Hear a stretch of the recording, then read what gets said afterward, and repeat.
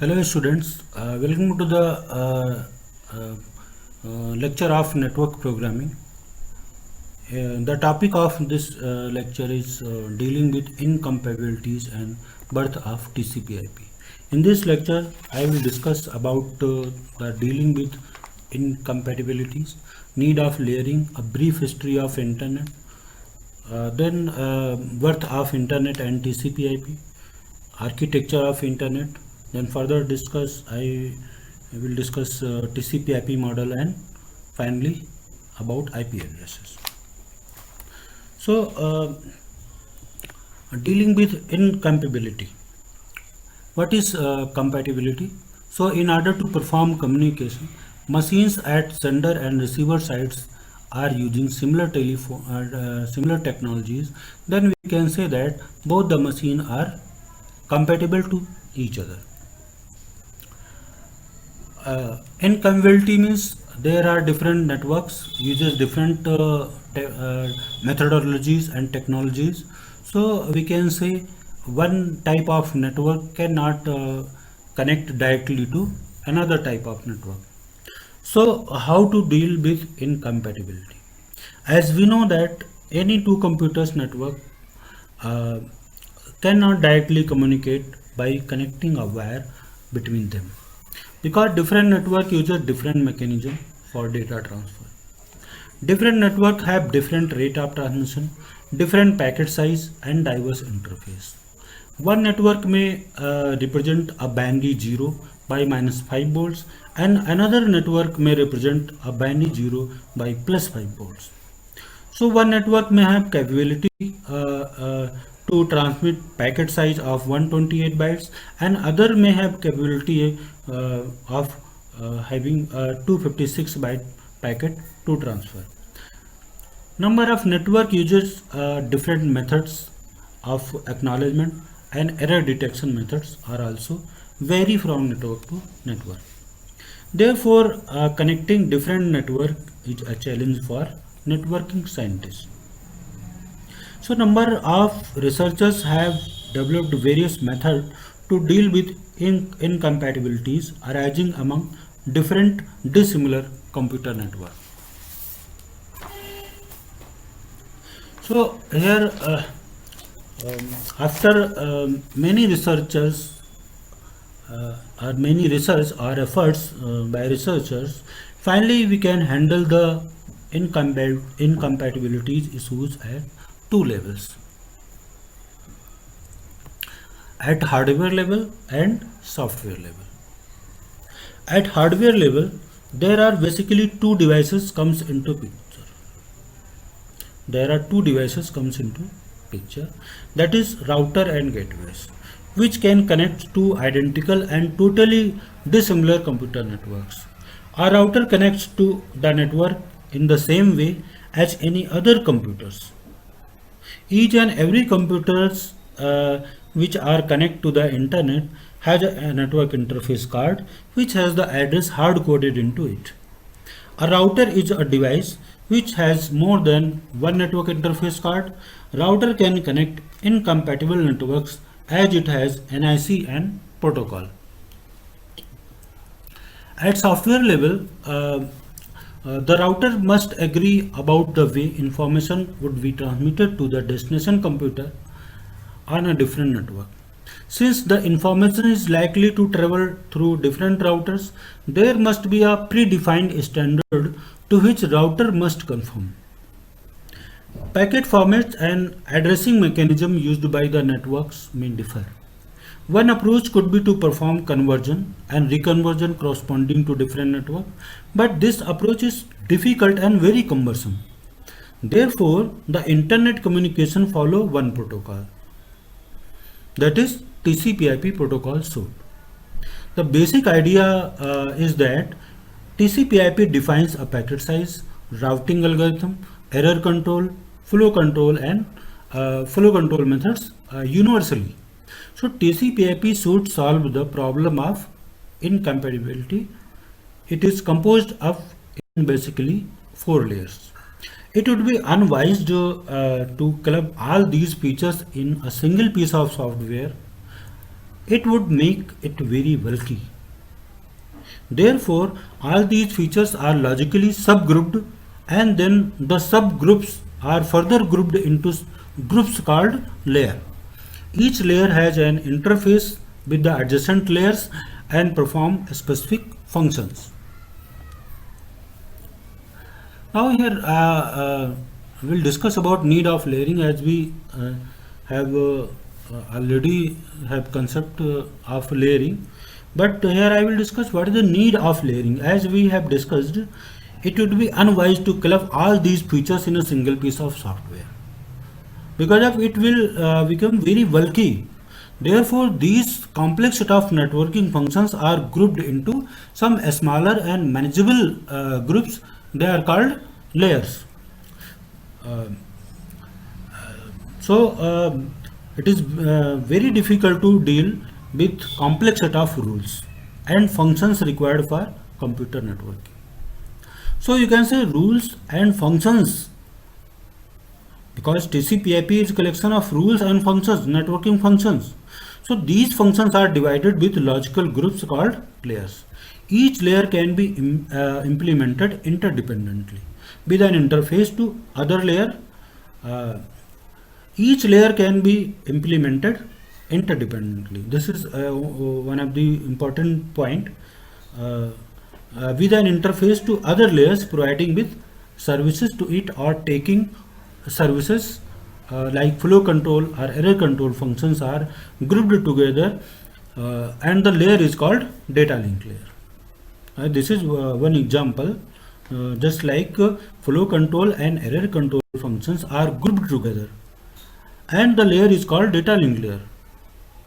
Speech in telephone conversation is translated with electrical segments and vice versa.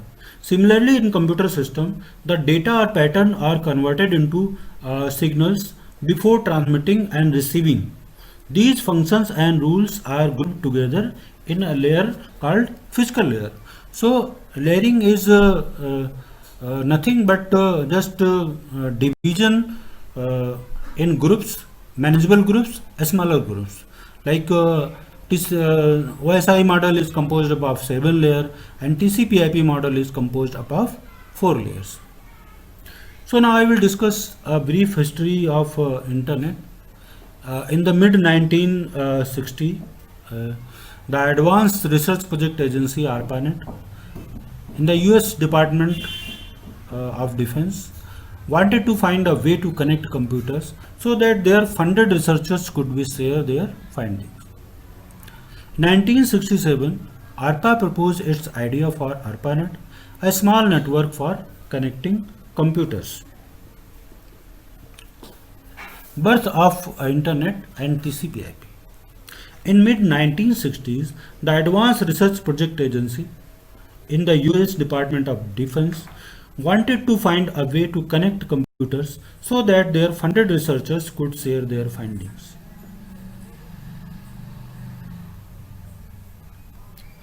ARPA proposed its idea for ARPANET, a small network for connecting computers.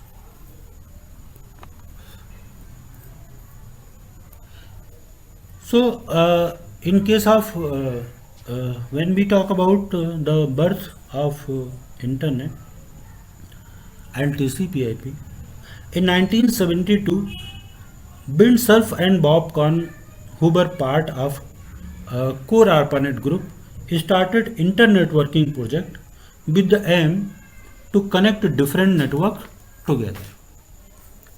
But diverse interface, different packet size, diverse transmission rate presented many difficulties.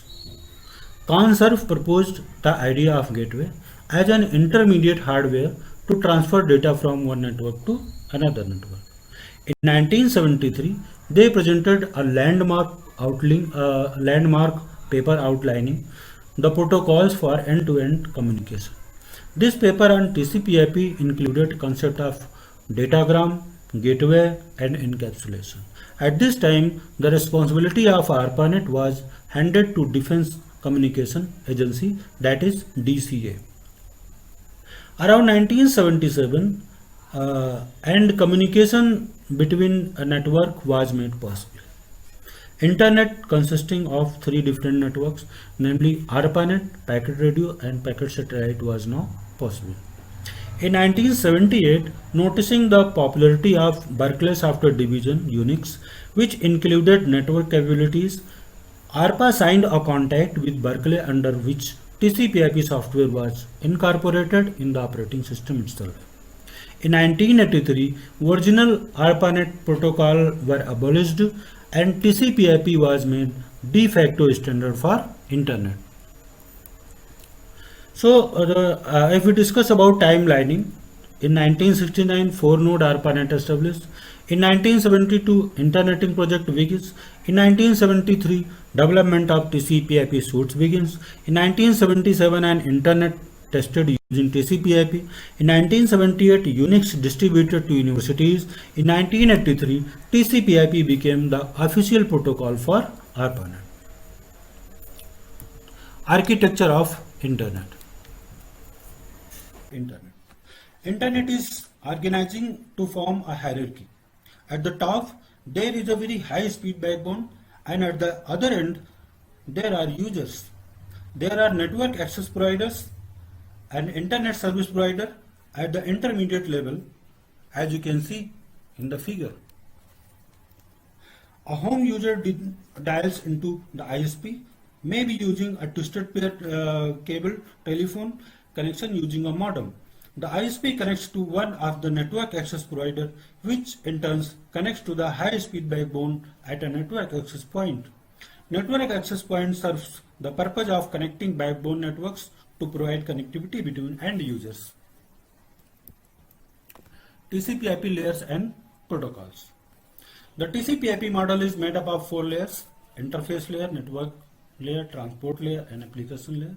The first layer of TCP/IP, that is application layer, is similar to the first 3 layers of OSI model, that is application, presentation, and session layer.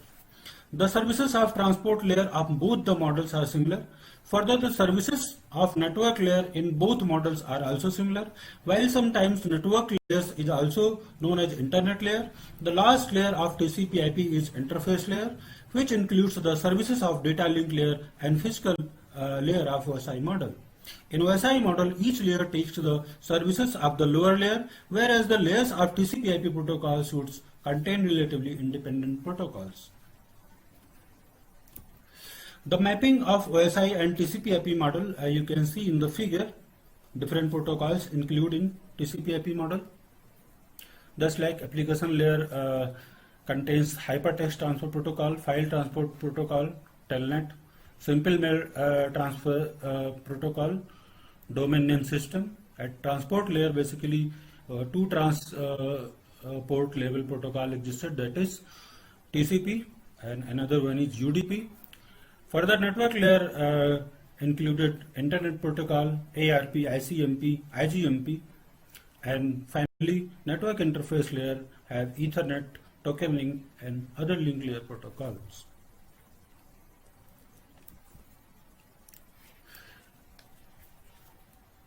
As we have discussed previously, the TCP/IP protocol suite consists of 4 layers: application, network, transport, and interface layer. As mentioned in the slide, TCP/IP protocol suite composed up of 4 layers, and each layer has its own set of protocols. Each protocol assigns a specific responsibility. As at application layer, there are some protocol existed like hypertext transfer protocol used to transfer hypertext from sender to receiver, and next protocol is FTP, that is file transfer protocol. Further, we will discuss about this protocol. Telnet protocol is used for telecommunication for remote login, and SMTP protocol is used for email transfer, that is simple mail transfer protocol. And at transport layer, there are basically 2 transport layer protocol exist, that is TCP protocol. TCP is a protocol which provides reliable services, Reliable services means it takes 100% guarantee to transfer data from one place to another place, and UDP is unreliable protocol which does not take any kind of guarantee. At network layer, the Internet protocol existed. Internet protocol uses a 32-bit IP address format of IP address we'll discuss next.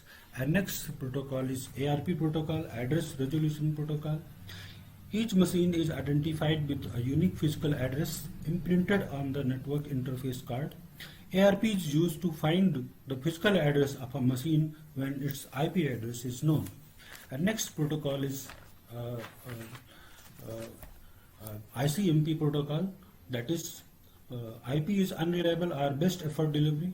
In case of failure, ICMP is used to send notification to the sender about packet problem. It sends error and query messages. And next protocol is IGMP, that is Internet Group Message Protocol, used for multicasting, which is transmission of a single message to a group of recipients. Problem with TCP/IP. While TCP/IP can achieve good throughput on currently deployed network, its round-trip latency is usually poor. Further updated bandwidth and round-trip latency are next-generation network technologies such as Myrin and ATM do not begin to approach the raw capabilities of this network. The problems which occurs in TCP/IP model we discuss briefly. The first problem is this is built for the wide area network. TCP/IP was originally designed and is usually implemented for wide area network, while TCP is usable on a local area network. It is not optimized for this domain. For example, TCP uses an in-packet checksum for end-to-end reliability. Despite the presence of per packet CRC in most modern network hardware, but computing this checksum is expensive, creating a bottleneck in packet processing. IP use header fields such as time to live, which are only relevant in wide area environment. IP also supports inter-networking routing and in-flight packet fragmentation and reassembly features, which are not useful in local area environment. The TCP/IP model assumes communication between autonomous machines that cooperate only minimally. However, machines on a local area network frequently share a common administrative services, a common file system, and a common user base. It should be possible to extend this commonly and cooperation into the network communication software. Next problem is multiple layers. The standard implementations of socket interface and the TCP/IP protocol suite separate the protocol and interface stack into multiple layers. The socket interface is usually the topmost layers, sitting above the protocol.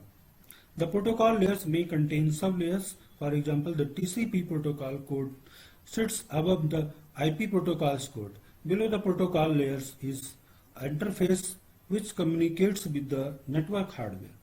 The interface layer usually has two portions. The network programming interface, which perhaps outgoing data packets, and the network device drivers, which transfer data to and from the network interface card. This multi-layer organization enables protocol stack to be built from many combinations of protocols, programming interface and network devices, but this flexibility comes at the price of performance. Layer transitions can be costly in time and programming efforts. Each layers may use a different abstractions for data storage and transfer, requiring data transformation at every layer boundaries. Layering also restricts information transfer. Hidden implementation details of each layer can cause large unforeseen impact on performance. Mechanisms have been proposed to overcome these difficulties, but existing network has focused on massive throughput rather than protocol latency. Also, the number of programming interface and protocol is small. There are two programming interface, that is Berkeley software, socket and the system versus transport layer interface, and only a few data transfer protocols in widespread uses. This paucity of distinct layer combination means that the generality of the multi-layer organization is wasted. Reducing the number of layers traversed in the communication stack should reduce or eliminate these layering costs for the common case of data transfer.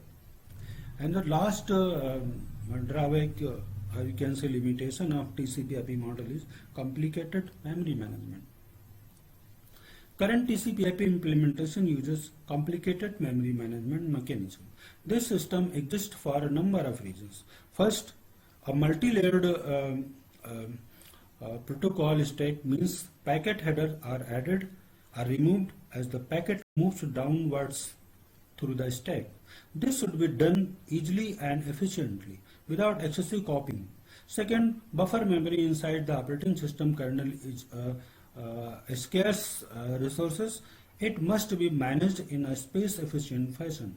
This especially true for older systems with limited physical memory.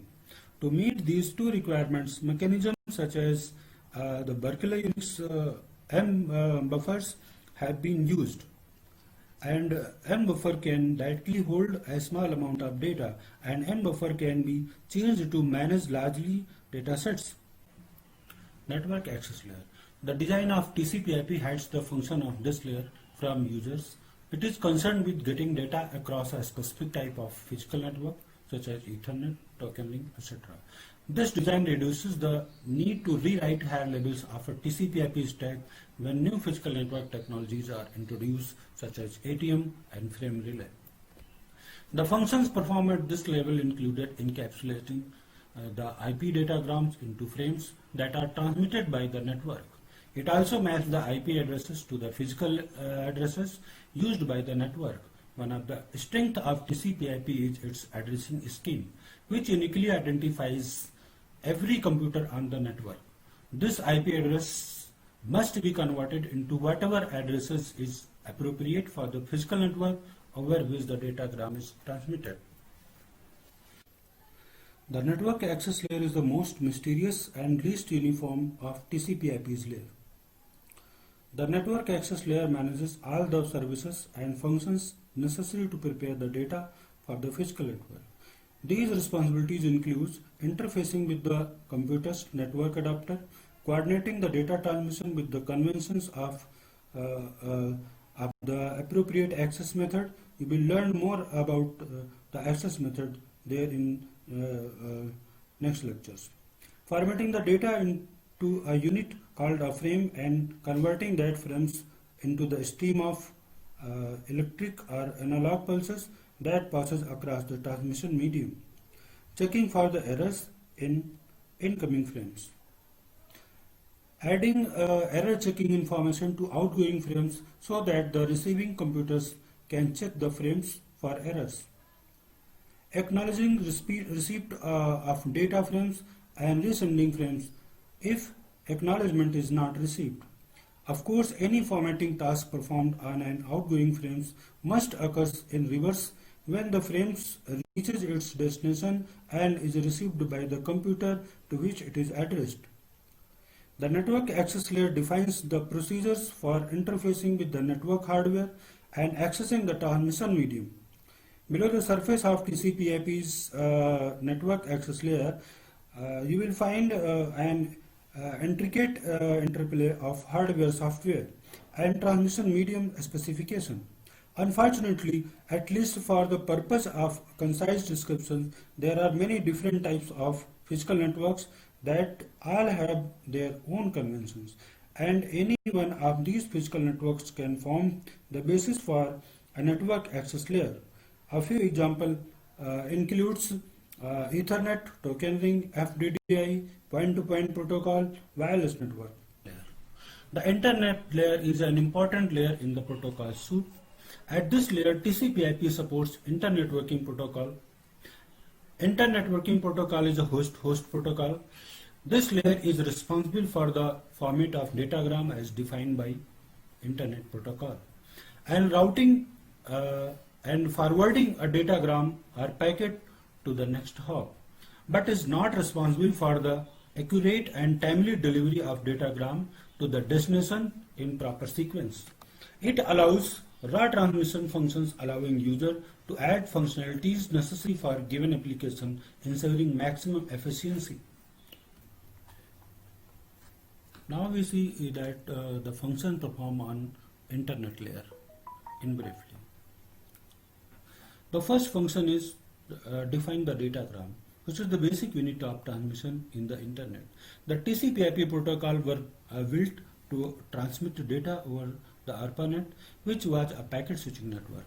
A packet is a block of data that carries which it information necessary to deliver it in a manner similar to the postal letter that has an address written on its envelope. A packet switching network uses the addressing information in the packet to switch packets from one physical network to another, moving them towards their final destination. Each packet travels the network independently of any other packet. The datagram is the packet format defined by IP. The next function is define the internet addressing scheme. IP delivers the datagram by checking the destination address in the header. If the destination address is the address of a host on the local network, the packet is delivered directly to the destination. If the destination address is not on the local network, the packet is passed to the router for delivery. Router is a device that switches packets between the different physical networks. Deciding which router to use is called routing. IP makes a routing decision for each individual packets. Next function is move data between the network access layer and the host to host transport layer. When IP receives a datagram that is addressed to the local host, it must pass the data portion of the datagram to the correct host to host transport layer protocol. This selection is done by using the protocol field in the datagram header. Each host to host transport layer protocol has a unique number that identifies it to Internet Protocol. Routing datagrams to remote host. Internet gateways are commonly, perhaps more accurately, referred to as a IP router because they use IP to route packets between networks.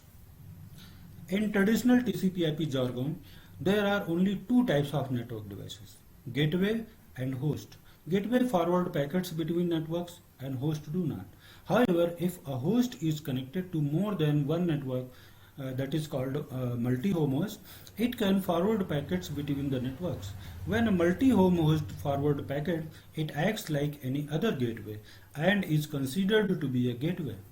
And the last function is fragment and reassemble datagram. As a datagram is routed through different networks, it may be necessary for the IP module in a gateway to divide the datagram into smaller pieces. A datagram received from one network may be too large to be transmitted in a single packet on a different network. This condition only occurs when a gateway interconnects dissimilar physical networks. For example, a physical network may be using Ethernet, which specify packets size of the packet 1500 bytes. Other physical networks may be using FDDI that specify packet size just like 4464 bytes. Therefore, the MTB of Ethernet to 1500 and MTU that maximum transmission unit of FDDI is 4464, and IP packets being transmitters over Ethernet is fragments leaving 1500 bytes each. Each type of network has a maximum transmission unit, that is MTU, which is the largest packet it can transfer. Need for IP addresses. The primary goal of the Internet is to provide an abstract view of the complexities involved in it. Internet must appear as a single network of computers. At the same time, network administrators or users must be free to choose hardware or various internetworking technologies like Ethernet, tokening, etc. Different networking technologies have different physical addressing mechanisms. Therefore, identifying a computer on Internet is a challenge. To have uniform addressing for computer over the internet, IP software defines an IP address, which is a logical address. Now when a computer wants to communicate to another computer on the internet, it can use logical address and is not bothered with the physical address of the destination and hence the format and size of data packets. Classes of IP addresses. Internet addresses are 32 bits long, written as 4 bytes separated by dots or periods. They can range from 0.0.0.0 to 223.225.225.225. It's worth noting that IP addresses are stored in big endian format with the most significant byte first. Read from left to right. This contrasts with the little endian format used on Intel-based systems for storing 32-bit numbers. This minor point can cause a lot of troubles for PC programmers and other working with raw IP data if they forget. The IP addresses comprises two parts, the network ID and the host ID. An IP address can identify a network or an individual host. The dividing line between the network ID and the host ID is not constant. Instead, IP addresses are split into 5 classes which allow for a small number of very large networks, a medium number of medium-sized networks, and a large number of small networks. The classes of IP addresses are briefly explained in the figure. You can see here the various classes and 4 octets of every level. The class A addresses have the first byte in the range 0 to 127. The remaining 3 bytes can be used for unique host addresses. This allows for 120 networks, each up to 16 million hosts. If the first bit of an IP address is 0, it is the addresses of a class A network. The first bit of a class A addresses identifies the addresses class. The next 7 bits identify the network and the last 24 bits identify the host. There are fewer than 120 class A network numbers, but each class A networks can be composed of millions of hosts. Class B addresses. Class B addresses can be distinguished by first byte value in the range 128 to 191. In these addresses, the first 2 bytes are used for the net ID and the last 2 for the host ID, giving address of 16,000 networks each with up to 65,536 hosts. If the first 2 bits of the address are 10, it is a class B network address. The first 2 bits identify the class, the next 14 bits identify the networks, and the last 16 bits identify the host. There are thousands of class B networks numbers, and each class B network can contain thousands of hosts. Class C addresses have the first byte in the range 192 to 223. If the first 3 bits of the addresses are 110, it is a class C network address. In a class C address, the first 3 bits are class identifiers, the next 21 bits are the network addresses, and the last 8 bits identify the host. There are millions of class C networks numbers, but each class C network is composed of fewer than 254 hosts. Class D addresses. Class D addresses have a first byte in the range 224 to 239. It is designed for multicasting. If the first 4 bits of the addresses are 1110, it is a multicast address. These addresses are sometimes called class D addresses, but they don't really refers to a specific network. Multicast addresses are used to addresses group of computers all at one time. Multicast addresses identify a group of computers that shares a common application, such as a video conference, as opposed to a group of computers that share a common network. If the first 4 bits of the address are 1111, It is a special reserved address. These addresses are called class A addresses, but they don't really refers to the specific network. No numbers are currently assigned in this range. IP addresses are usually written as 4 decimal numbers separated by dots, periods. Each of the 4 numbers is in the range 0 to 225, 0 to 255. Because the bits that identify class are contiguous with the network bits of the address, we can lump them together and look at the address as composed of full bytes of network address and full bytes of host address. Now I conclude the IP addresses, classes of IP addresses. IP addresses are usually written as 4 decimal numbers separated by dots. Each of the 4 numbers is in the range 0 to 255. Because the bits that identify each class are contiguous with the network bits of the address, we can lump them together and look at the address as composed of full bytes of network address and full bytes of host address. If the value of the first byte is less than 128, the address is class A. The first byte is the network number and the next 3 bytes are the host address. From 128 to 191, the addresses is class B. The first 2 bytes identify the network and the last 2 bytes identify the host. From 192 to 223, the address is class C. The first 3 bytes are the network address and the last bytes is the host number. From 224 to 239, the address is multicast. There is no network part. The entire address identifies a specific multicast group. And greater than 239, the address is reserved. That is class E addresses.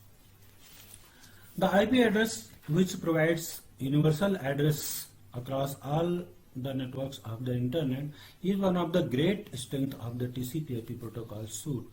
However, the original class structure of IP address has weakness.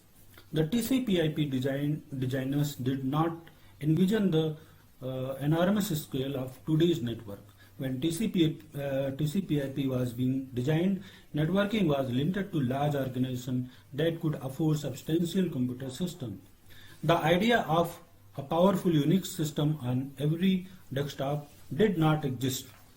At that time, a 32-bit address seems so large that it was divided into classes to reduce the processing load on routers.